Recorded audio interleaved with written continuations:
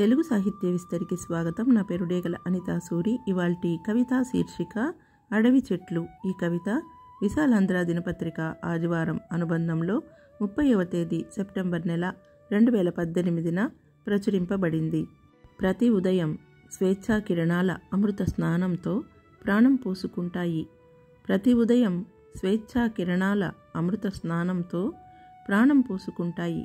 ఋతురాగాల మౌన లిపితో కొత్తగా పరిమళిస్తూ ప్రతిరోజు అందంగా పుష్పిస్తాయి.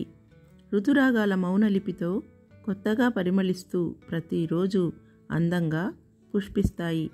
రంగులన్నీ ఆకులపై చిత్రించి వెన్నెల స్పర్శకై చీకటి రాత్రుల్లో ఎదురు చూస్తాయి. రంగులన్నీ ఆకులపై చిత్రించి వెన్నెల స్పర్శకై చీకటి రాత్రుల్లో ఎదురు చూస్తాయి. కొండ కోన పరవశించి ప్రతిధ్వనులతో ప్రవహించగా కొమ్మ గుండెతో పిట్ట గొంతున పల్లవిస్తాయి.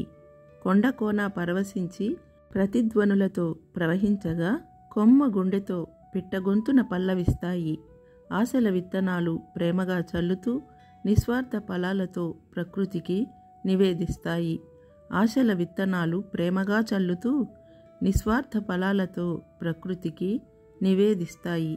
జూన్ 5వ తేదీ పర్యావరణ దినోత్సవం సందర్భంగా రాసిన అడవి చెట్లు కవిత మీకు నచ్చినట్లయితే కామెంట్ చేయండి.